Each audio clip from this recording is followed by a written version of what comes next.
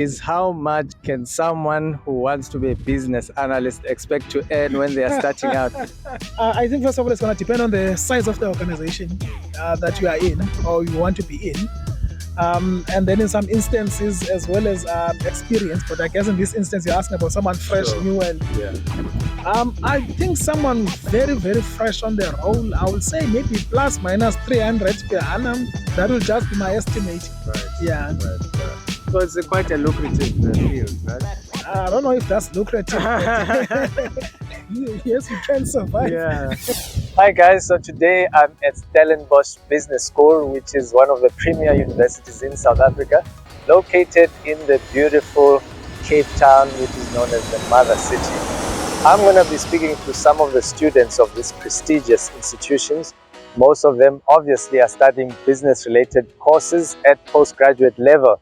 I'm going to be asking them questions around what they do for a living, what they studied, and what they feel can benefit young people from what they are studying. So please follow me along.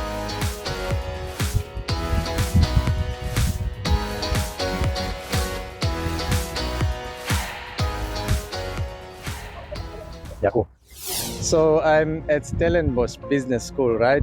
So I'm with my man here who's agreed to speak to me and tell me a little bit about what he does and what he's learned about today, which is the future of work, which will definitely benefit young people. So my man, tell us, what do you do? Where are you from? Thank you. My name is Lami. I'm based here in Cape Town in Bellville, and I work for a financial services company as a business analyst. Originally, I'm from the Eastern Cape in a place called Ndevana. It's very well known for many different things, but great people do come out of there. I'm hoping to be one of them. I'm sure you'll be one of them, especially since you are attending this institution, right?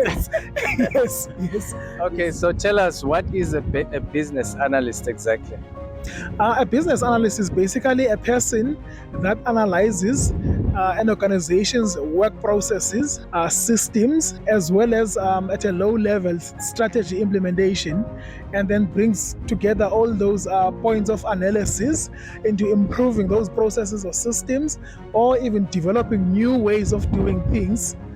That's fundamentally what the business analyst does. Sure. Yes. Sounds very complicated to me. It requires someone very, very clever. Not really. Anyone can become a business analyst. Okay. You can be trained to become one. You don't necessarily have to come into the role well equipped.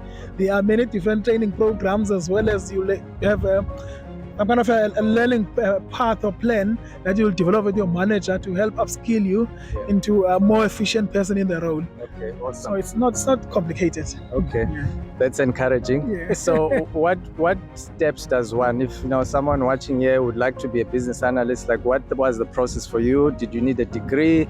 Can you just take us briefly through that? Okay, from my perspective, or for my particular path, yes, I did need a degree, a BCom, and then also in the role that I'm fulfilling, in terms of what the type of person that they were looking for this particular role, they wanted someone with more practical experience in the field in terms of advising clients, in terms of knowing how different advice tools work, as well as having been exposed in different companies and environments and working with a variety of tools.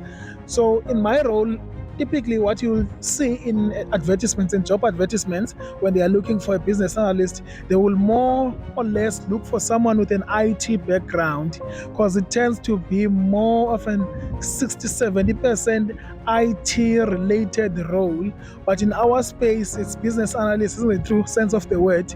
It's processes and systems and strategy implementation as well. Sure. So one, I would advise, yes, we can have some kind of IT training. It will be a certificate, it can be a diploma, but a business qualification will also help in terms of broadening your thinking, as well as the type of value skill set that you're going to be bringing into any role that you're going to go into, as well as the environment that role is operating in. So yes, that's what I would recommend or advise on. Awesome. So today you are busy upskilling yourself on the future of work. What are some of the key insights that you have taken out of the session you attended today that you think can benefit young people in terms of their preparation for the world of work that they are stepping into? Yes, I think that young people, everyone was impacted by COVID. We've just come from a very, very tough and challenging period over the past 2.5 years or so. And what that has done is that it required organizations adopt more technologies in terms of how we communicate, in terms of how we collaborate when we do our work. And then also, even if you're a student, you would have noticed in your institution that you had to do more stuff online. I had students in CPUT here, UWC, mentioning Blackboard, which is typically just a portal that they go into to write assessments, to submit assignments, and all those type of things. So the way of work going forward as well, what has been emphasized today, is going to be very much technology driven. So you have to be a person who's very adaptable, and being technologically driven, you must understand that technology evolves all the time. So it means that you, as a young person, you must be someone who's open to learning. Sure. Yes, we use the term here, unlearning and relearning. Sure. Yes. Sure. So you must be someone who's open to learning, and not say, once I've got my degree or diploma and then that's it, I'm just going to use this and just build practical skills. Yeah. Yes. Yeah. And then another term we use here is learners that are the future of organizations, Sure. not experienced people. Yes. So you have to be open to learning and be adaptable. Yeah. No, I think that's very good advice that you've mentioned. I think one more interesting question that young people will want to know is how much can someone who wants to be a business analyst expect to earn when they are starting out? I think first of all, it's going to depend on the size of the organization that you are in or you want to be in. And then in some instances, as well as experience. But I guess in this instance, you're asking about someone fresh, Sure. new, and I think someone who's very, very fresh on their role, I would say maybe plus minus 300 per annum. That will just be my estimate. Right. Yeah. Right. So it's quite a lucrative field, right? I don't know if that's lucrative. Yes, we can survive. Yeah. No, good. Thanks, man. You've been a real help. I think what I've taken away from you is that, number one, you've got to be a willing learner. You just got to be hungry for knowledge, right? Yes. And I think you also got to engage with people who are in the profession so that you can get real world experience instead of relying on just the theory that you learned at school. Yes. Would be correct. Yes. All right. Thank you very much. Appreciate it. My man, yeah, you're gonna be famous, my man. Okay, Masisa, please tell us your name, where you're from, and what do you do for work? Okay, my name is Busisiwe Maswangani, and I am a product consultant at a very large insurer that's been around for more than 100 years. Awesome. And where are you from? Originally, home is Pretoria, but I'm staying in Cape Town. I've been here for now 6 years. No, awesome. So please explain to us what exactly your role entails. Okay, so I work for an insurer, as I've mentioned. So as a product consultant, I do product development, which means that the insurance product that we sell, if we want to make any changes like increasing charges or adding new features or looking at how we can sell the product in different markets, I'll need to work on making those changes, and that will involve working with different teams like IT and also people who do research, and also marketing teams and legal people, because everything that we do has legal aspects. So the contract that clients sign and the documents that we send on to clients, all of that needs to be approved by legal experts. So I find myself in a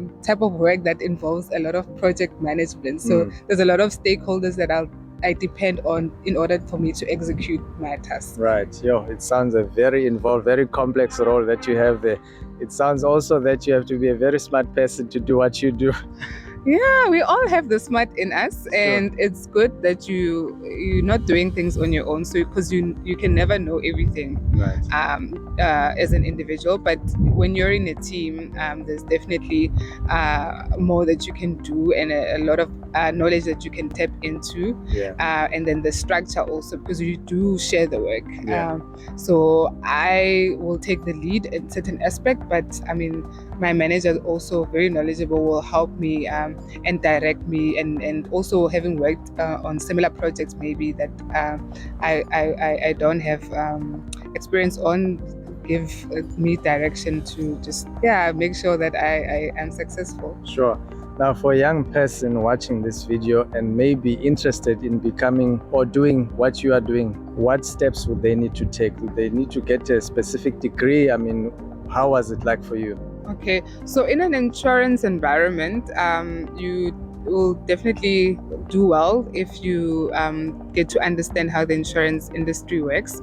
And what I studied in university to understand better how insurance work was actuarial science. And I remember when I chose the subject, it was because of my own life experience, where my grandmother bought a funeral product, an insurance product, and it lapsed. So she never got to actually get the benefit of buying that product. Sure. And as a child, I remember saying to myself, I need to understand how these products are built, and I need to be involved in making them better so that people actually understand what they're buying and get the benefit of buying those products. Wow. So there's always a step in. I mean, we also have financial advisors. So if you're someone who can sell products, you can definitely be in an insurance company, so you can train as a financial advisor. The insurance company does actually offer that training, so you can come even with grade 12 and start working for a large insurer. And then there's also people who did marketing. So I think the one thread that graduates need to have is curiosity and being willing to learn and be teachable. So if you have those attributes, then you can definitely make it in the insurance business. Wow, thanks. I think that gives a lot of hope, hopefully, for a lot of young people watching. But last question, today you are attending a course around the future of work, right?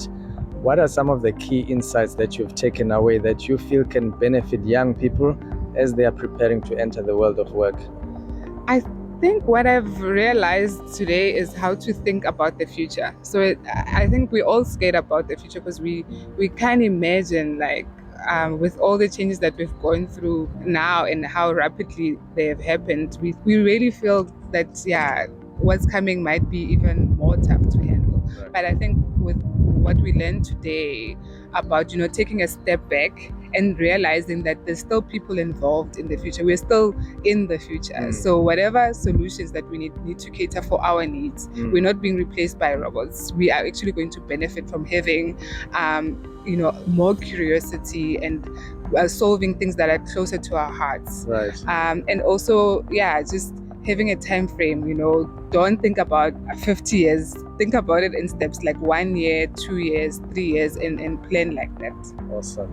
Very interesting. Thank you for your comments. Thank you so much for the opportunity. So guys, I'm still at the University of Stellenbosch Business School, interacting with some very intelligent individuals, like the gentleman sitting next to me, Kevin, who's obliged to chat to me and tell me a little bit about what he does for a living, what he's doing here at the University of Stellenbosch, and maybe where you come from. Maybe Kevin, you can take us along, tell us who you are, what do you do, and what exactly do you do? Sure. Thanks, Ola. Thanks for the opportunity. I am a senior data analyst. Basically, I work with data. If you think about a lot of companies these days, a lot of big organizations, there's a lot of terminology that's being used, big data, advanced learning, things like that, machine learning. A lot of it has to do with working with data. So I'm in the descriptive analytics space, working with data as a senior data analyst. What that entails is I use data to look at trends, to find opportunities in business, whereas we have sort of sister teams in our organization that would look at predictive analysis. Descriptive analytics is more in terms of using the data that is there to try and understand what is happening in business at the moment, whereas predictive analytics is using the data that's there to try and predict what's going to happen in the future. So that's a little bit about data analytics. There's obviously a wide variety of tools that we use. Maybe I'll start with how I got into data analytics. So I was fortunate enough to start my career in data analytics. So I studied a degree majoring in maths and statistics at university. Generally, people who get into analytical spaces have some background in an analytical type of studies. So for me, it was the maths and statistics, but it's not getting into data analytics or analytics in general is not limited to just maths and stats. You can have studied economics, you can have studied engineering. There's a wide variety of things you can study to get into analytics, but the interest must be there. Prove your interest, prove that you're capable of doing this. The nice thing nowadays is there are a lot of very cheap or even free online sources or courses that you can use to study things like I was going to mention the tools right now. So we use SQL a lot, we use SAP HANA, we use a lot of different, or I have worked with a lot of different visualization tools, things like Webby, which is what we use now, there's ClickView, there's Power BI, Tableau, so things like that. And there is a lot of information out there for you to have a look at. There's a lot of online courses that are very cheap that you can at least start and find out if this is something you're interested in doing. I suppose there's lots of opportunity, especially in South Africa, in terms of analytics. As the world becomes more complex and organizations want to grow and want to harness the power that they have, they look at the data that's contained in the business, and they would want to make the most out of the data. So finding insights in the data, where there are opportunities, where to improve. There's a lot of different things data tells us about business. And businesses want to harness those assets that they have and find insights. Yeah, absolutely. It's a very broad field, as you've explained. And I mean, for you, did you feel the university degree prepared you for your career in data analytics, or do you feel there is a better pathway that a young person can take to be better prepared for a career in data analytics? So I would say the university did prepare me, but it's probably not in the way that you think. So I did not study data analysis at university. The way I believe university prepared me was getting a degree in maths or statistics it tests your cognitive ability to put together a solution to a problem.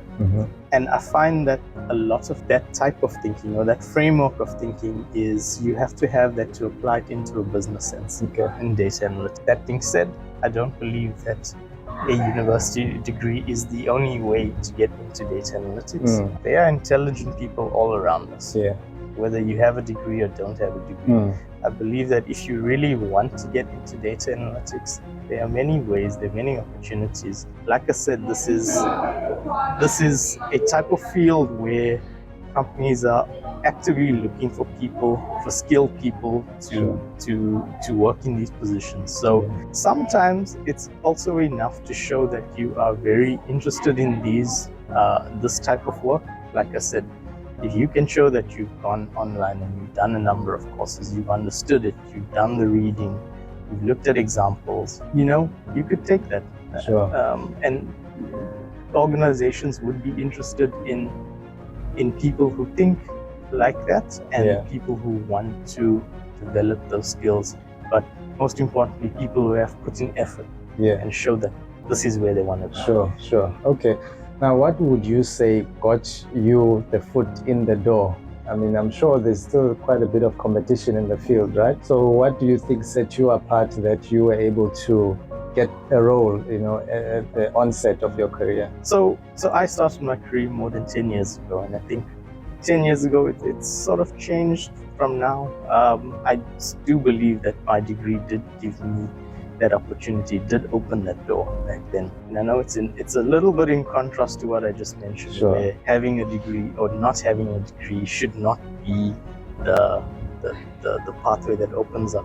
Right. So I think times have changed a bit since then. What I can say personally for me was having that degree, especially having a analytical degree in maths and stats. That was how I proved that this is the way I think, which opened up the door. And it's not going to be easy. in terms of getting into a position like this, like you mentioned, there's a lot of people who want to get into analytics. Yeah. However, keep trying. You're gonna get rejected. If you really want it, keep improving yourself. So not just applying for those opportunities that are out there, but also taking the initiative and saying, I'm not there yet, I'm not in the position I want to be yet. What can I do right now to improve myself, to make it easier for me to get into a position like that? Awesome. Enough research will show you that there's a lot of resources out there. A lot of the time, all you need is an internet access. Yeah, awesome. I think that's really good advice, especially for a young person looking to get into this field. I'm sure a young person would want to know, what can they expect to earn when starting out as a data analyst? I know this was like a decade ago for you, but I mean, what realistically someone who's still fresh from school expects to earn? So I'd like to pivot your question a little bit. So, getting into any career, whether it's analytics or whether it's any other career, everyone is always interested in what their earning potential will be. Yeah. What I will say is this: analytics, because it's such a hot topic right now, and there's so many opportunities for skilled people. Yeah. If you get your foot in the door, even if you get your foot in the door at a low salary, the opportunities will come as you gain experience, and that question of what you can expect to earn will sort of take a back seat in your mind as you gain that experience and as you move up the ladder. Okay. Yeah, so worry less about that. The important thing is getting that foot in the door. Okay. In other words, you can expect to earn a lot, guys. No, thanks, Kevin. I really appreciate your insights. And now you are attending a course, I guess, focused on the future of work and so on. I'm sure you've picked up some insights that you may think could be valuable for a young person. What are some of the things that you've picked up that you think young people should be cognizant of? So I'm on a course right now that's trying to develop my leadership skills. Common theme that I've picked up throughout the days is definitely what constituted as a good leader in the past is not necessarily going to be a good leader in the future, simply because the world is changing at such a rapid pace, and there's so much complexity and complication in the world right now that leaders are expected to keep up, and that requires learning a new set of skills, developing yourself as a leader, and I think most importantly, even as a leader, the willingness to learn. So I think that's important, whether it's in analytics, in a leadership role, or a leadership role outside of analytics.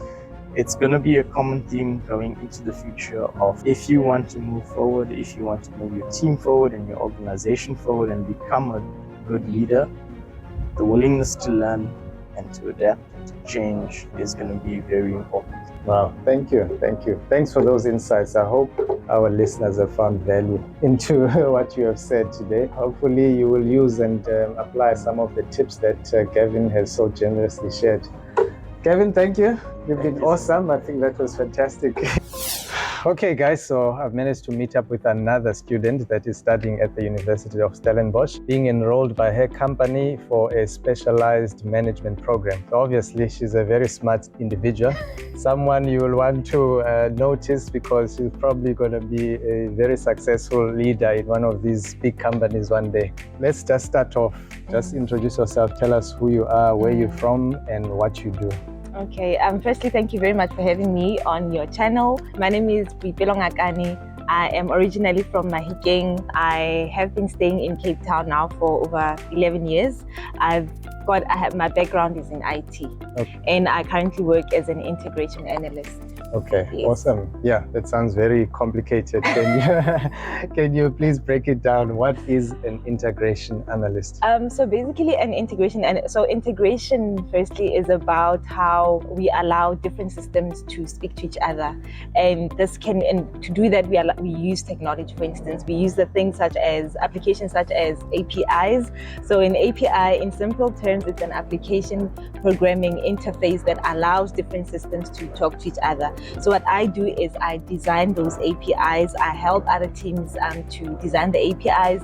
I help teams to, so what I also do is I develop guidelines and standards that developers have to follow when they are designing their APIs. And there's other initiatives at work that I might not be able to share at the moment that we're working on, where we would like to build an ecosystem where we allow people to actually buy these APIs as products. Wow, yeah, that sounds very complicated, and as I said, you're very smart people.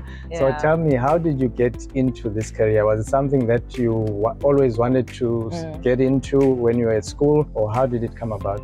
Okay, so when I was in high school, we did, I think, computer studies. And to be honest, I was not good at computer studies. And then when I was applying I didn't even want to do anything that was related to IT because I was not good at programming at that time. But when I started tertiary, I then went to Tshwane University of Technology, and I got accepted, and I did. IT was the only course that was available at that time, and so I ended up doing IT, and only to find that the things that I was doing in high school were actually very good in preparing me to go into IT. So like the first 2 years of tertiary was like, it was quite a breeze for me, because a lot of the learnings were things that I had learned at high school. Right. So that's how I started. And then I entered the workforce after completing my diploma. Then I continued with my studies. I did a BTech in IT. And when I did my master's, I decided to branch out into another field. Wow. Yeah. Wow. So does one need a degree in order to get into the occupation that you are in? What you call it, integration? Integration Analyst. Yeah. But with the programs that are currently available at colleges, at various tertiary institutions, the trend that we're seeing is that a lot of people maybe go to, like, they do 1 year course of IT and then they go into the workspace. It sometimes works, it does work, but then I still do feel like that there is value in doing, like, going to a tertiary institution and just engaging with your peers and learning, like, getting life skills that you would not have gotten if you if you did like a shorter program. So there is value in going to tertiary and getting your qualification there. Okay, so if I hear you correctly, it's not necessarily a requirement, but it is an advantage to get like a tertiary degree. Yeah. Okay, awesome.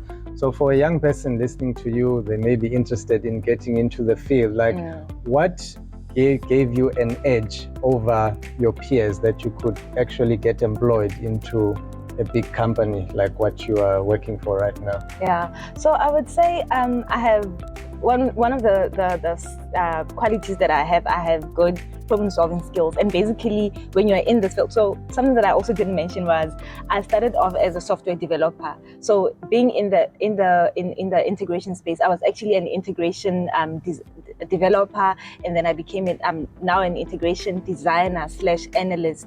So even when you're doing integration analysis, there's still a lot of coding that you still do, because that's my background. Yeah, so you need to have good problem-solving skills. You need to be passionate about solving problems, and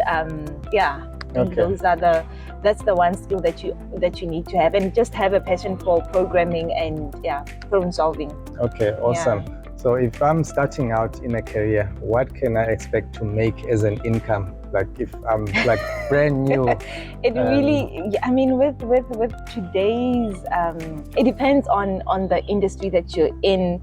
It depends on the kind of company that you're working for. Okay, when you start out, you can maybe start off between 7,000 and 10,000. Now this is in South African terms. Yeah, so that's a trend that I'm seeing, because I know other younger people that are just starting out. So the trend is between, say, 7,000 and 10,000 when you're starting out. And again, it depends on the industry that you're in and the company that you're working for also. I mean, if you're working for Facebook or Google, it's a different conversation. Yeah, no, absolutely. Yeah. So what is the future of this career that you're in? I mean, do you see a lot of demand for integration analysts or people with similar skill sets that are within that career?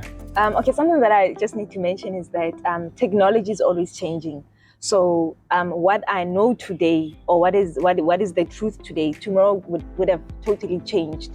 So it's very, very important that people are flexible and that they know that they'll have to constantly learn and upskill. I mean, what the technology that we used at school when I was studying and what the guys are learning right now at school, it's totally different. Okay. Because I know people that recently completed their studies now and they go work for maybe your corporate companies. Yeah. They might find that, no, we don't want to work here because they use old technology. So it's very important that even though you might feel that what you learned at school is relevant, you need to constantly upskill, constantly make sure you understand and know what's happening out there in the industry.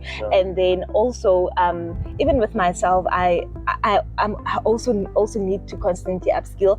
I think another important thing is our job roles are always changing. Yes. So it's important that again you learn about what's happening out there. Yes, I think that's a very important point that you raised. Now your company has sent you into this management program where you are learning about the future of work. What are some of the key insights and takeaways that you've taken since enrolling into the program? Okay, so some of the things that I've learned, or my takeaway points, is first, because it's a leadership program.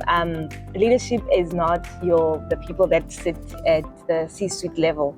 Actually, everybody is a leader. In the space that you're in, you're able to take up space and lead and be a responsible person in the space that you're in. Secondly, it's very, very important that you collaborate, that we create safe spaces where people can actually feel that their input is also taken into consideration. And by collaborating, it also means that we break this thing of working in silos. By collaborating, it also means that we also get to learn other skills from other people that we might be maybe in the same team or different teams, and so there's a lot of exchange of knowledge and exchange of skills that can also happen. Excellent. Now, as a last question, what do you think is the most valuable skill that a young person needs to develop right now for them to be successful and prosperous in the world of work? I think in any area of work, it's very, very important that young people from a young age learn the skill of learning, and that would be just